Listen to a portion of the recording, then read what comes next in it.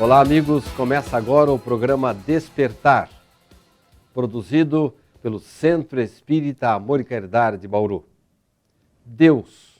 Quem é Deus? É possível sentir a presença de Deus? Estas e outras questões serão debatidas no programa de hoje com a presença de Richard Simonetti. Olá, amigos. A nossa satisfação é estarmos aqui mais uma vez para tratar de temas de atualidade à luz da doutrina espírita. O tema de hoje realmente muito importante, né, para todos nós, Deus. Richard, é uma pergunta que todos fazem e ninguém consegue responder. Quem é ou o que é Deus? Kardec fez essa pergunta aos espíritos. A primeira questão de O Livro dos Espíritos, foi publicado no dia 18 de abril de 1857, né? Era o nascimento da doutrina espírita, e Kardec entendeu que deveria começar um tratado sobre a existência humana com base em informações da espiritualidade, tratando do assunto mais importante que seria Deus, né? E ele faz essa pergunta aos espíritos. O que é Deus? Pergunta ele. E é interessante, Cid, né, a pergunta o que é Deus e não quem é Deus, né? Que há uma diferença aí. Quando nós perguntamos quem é fulano, nós estamos pedindo a sua identificação. Jesus, por exemplo, quem é Jesus? Jesus foi o filho de José e Maria, né? Carpinteiros, que moravam em Nazaré, e nasceu no ano zero do cristianismo, segundo estatísticas oficiais, né? Segundo o que se concebe hoje, embora tenha havido um certo erro na cronometragem ou na medida do tempo do nascimento de Jesus, nós sabemos hoje. Mas Jesus, em linhas gerais, ele era filho do carpinteiro José e trabalhou na carpintaria. Ele foi um judeu, frequentou a sinagoga, foi o fundador do cristianismo. Então nós temos a identidade de Jesus, que nasceu em Belém, teoricamente, e teria morrido crucificado em Jerusalém. Agora, se nós perguntarmos o que é Jesus, bom, Jesus é o fundador do cristianismo, de um movimento de ideias que caracterizou o cristianismo, com grande influência, principalmente na nossa civilização ocidental. Agora, eu não posso perguntar quem é Deus, porque seria tentar identificar Deus, a sua carteira de identidade, quando ele nasceu, quem foram os seus pais, onde ele nasceu. Então, perceba, o telespectador amigo, que não dá para você identificar Deus. O que nós podemos é caracterizar o que é Deus, o que ele representa para o universo. E foi exatamente isso que Kardec fez. Ele fez a pergunta aos espíritos, o que é Deus, e os espíritos responderam: é a inteligência suprema do universo, causa primária de todas as coisas, né? A definição do que é Deus. Richard, um problema pessoal meu, talvez porque eu, como ser relativo, esteja querendo provar a existência do absoluto. Como é que eu posso provar a existência de Deus? Kardec também teve essa preocupação em O Livro dos Espíritos, e na questão número 4, ele pergunta exatamente isso: como podemos provar a existência de Deus? A resposta do mentor espiritual é muito importante. Ele diz simplesmente que nós podemos provar a existência de Deus num axioma que aplicamos à nossa ciência: não há efeito sem causa. E o mentor diz assim: procurai a causa de tudo aquilo que não é obra do homem, e a vossa razão responderá. E se nós bem observarmos, verificaremos que é assim mesmo. O telespectador que está nos vendo e ouvindo pelo seu receptor, quem fez esse receptor de televisão? Você está numa sala, quem construiu essa sala? Quem fez a pintura? E os móveis que você está usando, quem fez? A roupa que você está vestindo, se você tem um óculos ou tem relógio, há autores para isso tudo. Agora pergunta-se: quem fez o universo? Quem fez as estrelas? Quem fez o céu? Quem fez as nuvens? Quem fez a lua? Quem fez as cascatas? Quem fez as flores? Quem fez o riso da criança? Enfim, quem fez tudo isso de que de belo existe no universo? É algo que transcende a inteligência humana, mas é um efeito. O universo é um efeito. E um efeito tão perfeito que os astrônomos podem prever a passagem de um astro com séculos de antecedência. O universo funciona como um relógio. Agora, quem é o relojoeiro? Quem dá corda no relógio? Deus, né? Então, eu sempre digo, Sidney, que é muito fácil provar a existência de Deus. Difícil é provar. Difícil é provar que ele não existe, que ele porque não para existe. você provar que Deus não existe, você tem que justificar o efeito sem causa. Né? Uma coisa por aí. Richard, os filósofos da atualidade interpretam uma frase de Nietzsche, a afirmativa dele de que Deus estaria morto. O que quer dizer isso? O que ele quer dizer é que as concepções teológicas a respeito de Deus foram formuladas na Idade Média, elas são muito fantasiosas. Atendiam às necessidades do passado, não atendem à racionalidade do presente. Quando o homem, antes de crer, ele cogita de compreender. Quando você fica pensando no Deus judaico, por exemplo, de Jeová, que se vingava até a 4ª geração daqueles que o aborreciam, que mandava os judeus passarem a fio de espada tudo que tivesse fôlego, quando pensamos naquela figura antropomórfica, que não é o homem criado à imagem e semelhança de Deus, é um Deus criado à imagem e semelhança do homem. E quando imaginamos todas essas histórias, que hoje consideraríamos histórias da carochinha, dá para perceber que esse Deus da concepção teológica medieval realmente está morto. Não dá para admitir a existência de um Deus que é a imagem e semelhança do homem, ao invés de ser o homem a imagem e semelhança de Deus. Esse é que Nietzsche e os filósofos atuais falam, esse Deus está morto, nós temos que pensar em outro Deus. Alguma coisa que realmente atenda às expectativas e os reclamos da inteligência dos nossos tempos. Sem dúvida, sem dúvida. Mais de 90% da população brasileira, Richard, aceitam a existência de Deus. O Senhor Supremo, que tudo governa, tudo vê, que premia os bons, castiga os maus. No entanto, se a gente for observar, Richard, as pessoas continuam agindo, procedendo, as suas atitudes como de quem não acredita em algo além da vida e muito menos em Deus. É justamente por causa dessa crença antropomórfica de um Deus muito distante, né? As pessoas não têm consciência da presença de Deus em suas vidas. Então, a pessoa age, se desenvolve as suas atividades, embora acreditando em Deus, mas não tem a consciência de que Deus está presente. Né? E por isso a pessoa faz muitas vezes coisas absolutamente contrárias àquilo que seria de se esperar de um crente em Deus, porque ele não tem a convicção da presença de Deus, ele tem apenas uma ideia da presença de Deus. Então as pessoas não têm um comportamento compatível com a crença em Deus. É mais ou menos como um cidadão que vai por uma avenida e de repente ele quer fazer a conversão à esquerda, mas ali é proibido fazer a conversão à esquerda. E daí tem uma placa, proibido conversão à esquerda. Ele olha de um lado, olha do outro, bom brasileiro que é, né? Olha de um lado, de outro, não tem ninguém, daí ele faz a conversão à esquerda. Quando ele acaba de fazer a conversão, um guarda apita. Vai até ele. O senhor não viu aquela placa ali atrás, proibindo a conversão à esquerda? Não, eu vi sim, senhor. E por que o senhor fez a conversão à esquerda? Porque eu não vi o senhor. Então, o que significa essa história? Que as pessoas, elas têm a ideia da presença de Deus, mas não têm a ideia de que Deus está vendo, né? Essa ideia, Deus está vendo. Se Deus está vendo, é um pouco distanciado das pessoas. E o Espiritismo nos oferece uma visão assim mais objetiva. Nos fala que Deus é a inteligência cósmica do universo, é o cérebro criador. Consequentemente, ele está em tudo e está em todos. Quer dizer, o universo não é parte de Deus, mas é a projeção do pensamento divino, que sustenta a própria movimentação dos astros, que sustenta a vida e que, consequentemente, está em tudo e está em todos. Então, essa ideia de que Deus está vendo é real mesmo. Só que as pessoas não têm essa convicção, né? Por falta de uma orientação mais precisa, como aquela que o Espiritismo nos diz, que realmente Deus está vendo. Mas você quer dizer, então, que o Espiritismo consegue mudar essa tendência de as pessoas ignorarem, se distanciarem de Deus? Desde que a pessoa estude a doutrina espírita e tenha essa consciência que o Espiritismo nos oferece, não há dúvida nenhuma de que a pessoa acaba mudando o comportamento. Você já pensou, Sidney, se você, no seu dia a dia, você tiver essa ideia, não, Deus está ao meu lado, Deus está vendo o que eu estou fazendo.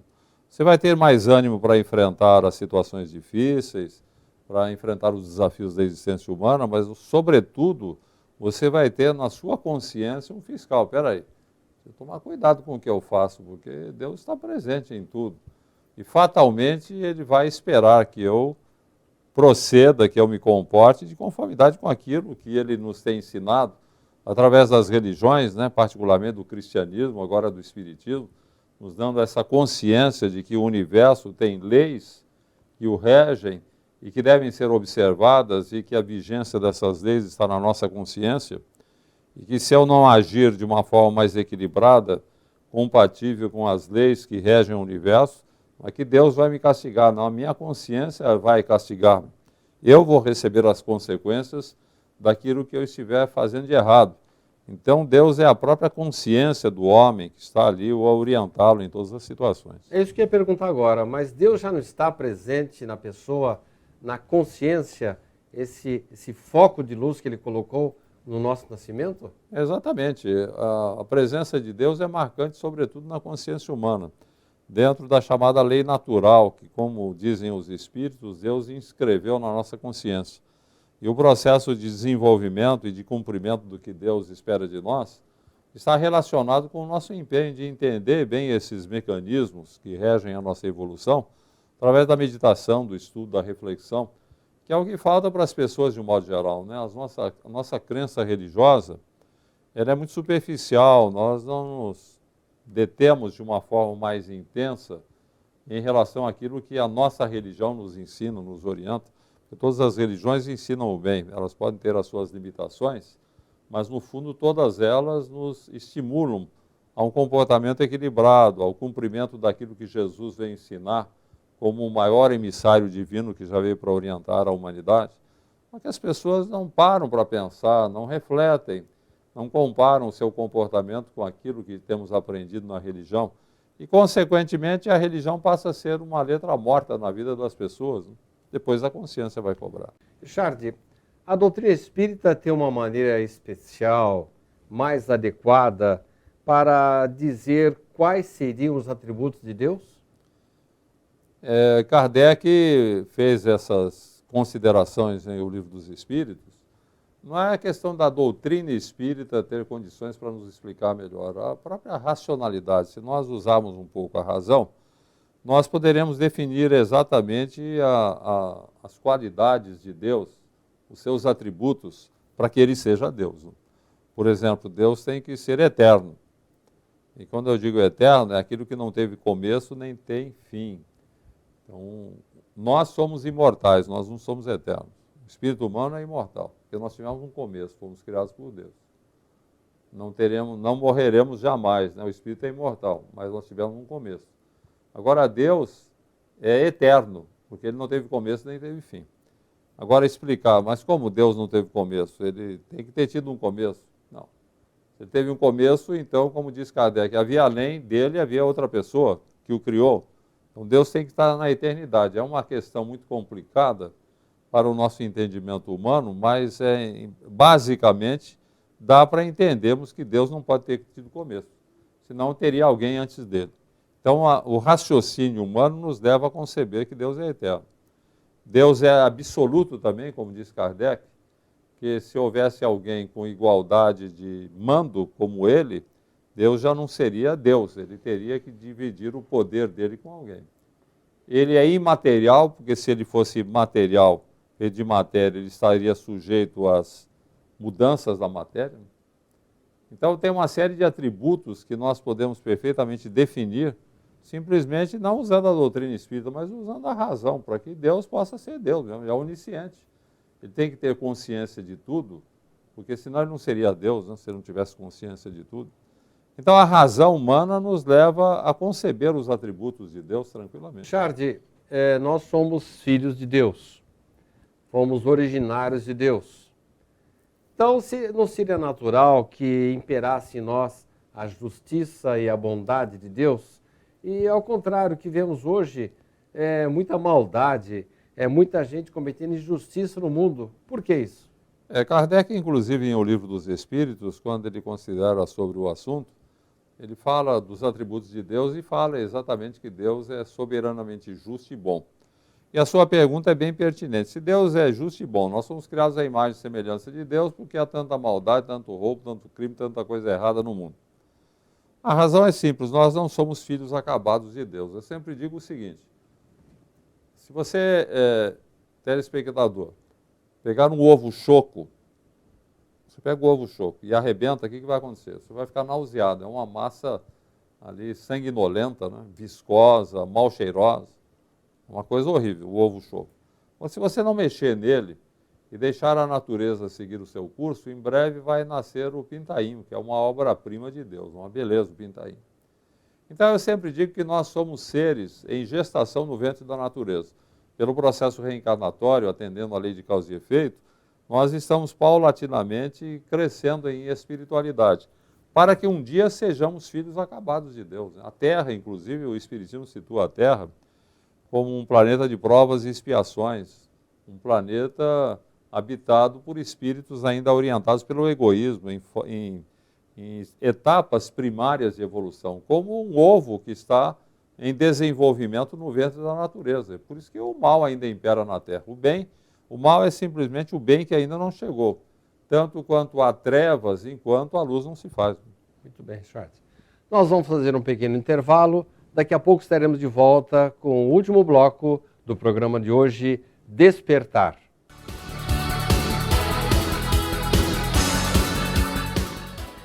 A Livraria SEAC conta com mais de 4.500 títulos, obras básicas do Espiritismo, romances, livros infantis, adolescentes e adultos, de todos os gêneros da literatura espírita. E mais, a Livraria SEAC oferece o Clube do Livro, onde o sócio paga uma pequena mensalidade e retira uma obra diferente a cada mês. Aqui você também encontra agendas, DVDs, CDs de músicas instrumentais, CDs de palestras, audiolivros e livros de bolso com mensagens diárias.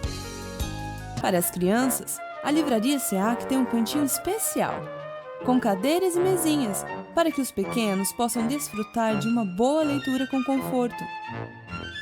Outro espaço especial da livraria são as prateleiras reservadas à obra completa de Richard Simonetti, consagrado autor espírita. Todo o lucro arrecadado pela livraria é revertido para as obras do SEAC. Venha nos visitar e conheça ótimas opções para sua leitura e para presentear quem você ama. Livraria SEAC.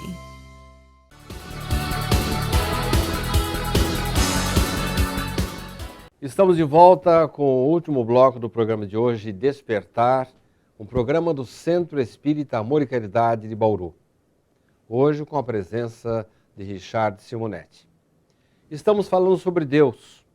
Richard, é possível a gente sentir a presença de Deus no universo?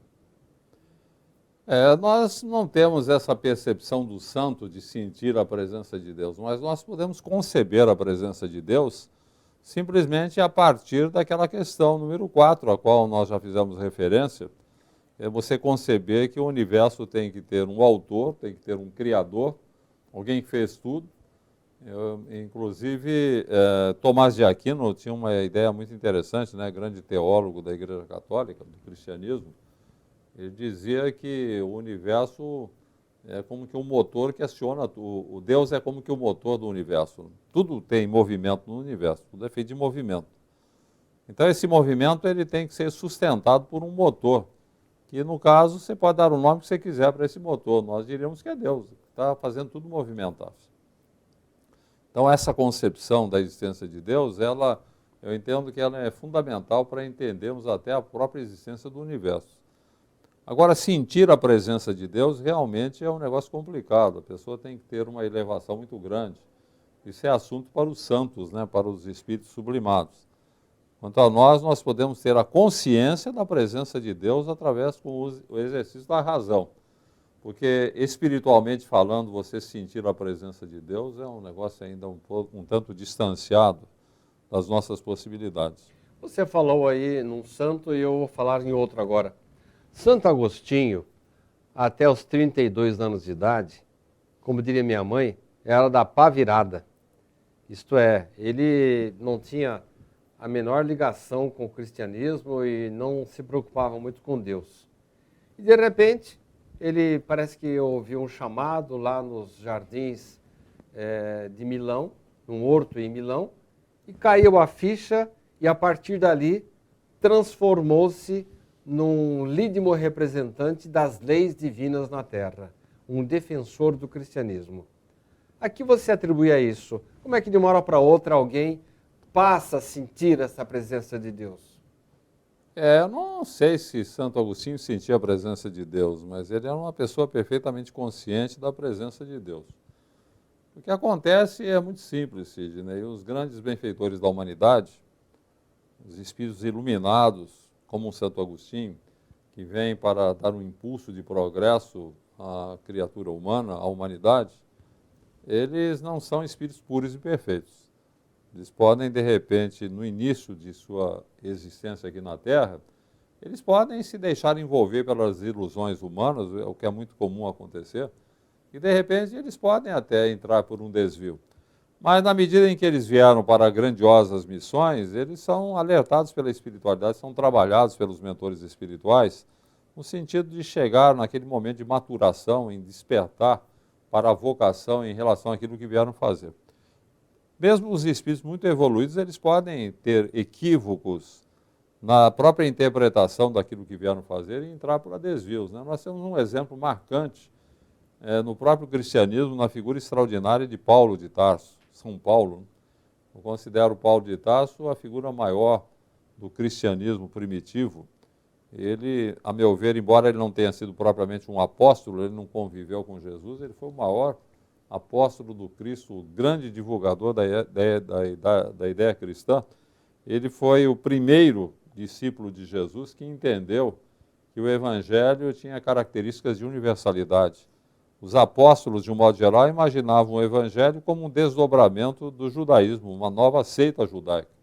Paulo não, Paulo entendeu que o Evangelho tinha características de universalidade, ele não era para um povo, era para a humanidade. Tanto é que ele passou o resto da vida pregando o Evangelho, fundando igrejas, fez um trabalho notável. Mas o que eu queria dizer de Paulo? Paulo, até o encontro dele com Jesus, às portas de Damasco, ele era um perseguidor implacável do cristianismo, né? É responsável, inclusive, pela morte de Estevão, que foi o primeiro mártir cristão. Então, Paulo entrou para o desvio. E foi graças a Jesus que foi às portas de Damasco lá para alertá-lo. Porque ele era, na concepção cristã, o vaso escolhido, né? Ele tinha uma missão a cumprir. Ele não foi simplesmente fruto de uma conversão. Ele veio com uma tarefa, só que ele estava entrando para o desvio, né? E como a tarefa dele era muito grandiosa, Jesus veio alertá-lo, veio ajudá-lo para que ele pudesse corrigir o rumo. Foi o que aconteceu com Santo Agostinho e tem acontecido com muita gente, inclusive na área espírita, né? Quanta gente, depois de um certo tempo, de bater cabeça pelo mundo aí, que vai assumir uma tarefa e no fim o cidadão pode fazer até um bom trabalho na seara espírita. Precisa levar um puxão de orelha. É a condição humana, né, Sidney? A condição humana. Quando nós encarnamos, nós nos revestimos de matéria e essas percepções que nós temos das realidades espirituais, elas ficam obnubiladas. Então é muito comum o espírito entrar para o desvio. Richard, eu conheço muita gente boa, de bom caráter, caridosas e não acreditam em Deus. Eu diria que Deus não está preocupado com isso não, né? Se você acredita ou não nele, o que Deus espera é que nós nos comportemos como seus filhos, né? Então não interfere em nada, às vezes até um problema kármico da pessoa, por incrível que pareça, em o céu e o inferno. Kardec faz esse comentário, pergunta aos espíritos, e eles dizem que muitas vezes é uma pessoa que no passado foi muito orgulhosa, em vidas anteriores, foi muito orgulhosa e negava a existência de Deus até por orgulho.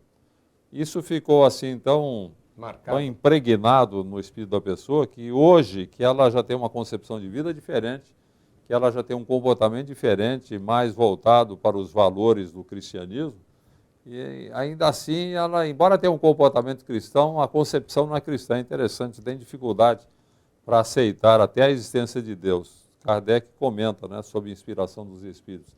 É problema kármico da pessoa. Richard, nós estamos no final do programa.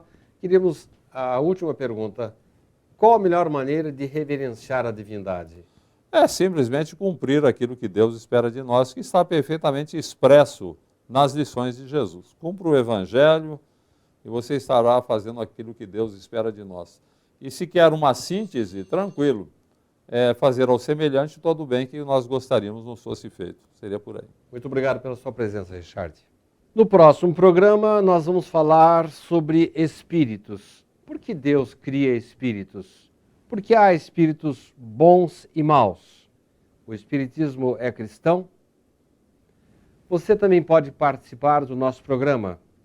Acesse o nosso site www.tvseac.com.br e a nossa página no Facebook, facebook.com/tvseac. Envie suas perguntas e sugestões para os temas dos nossos programas. Até uma próxima oportunidade.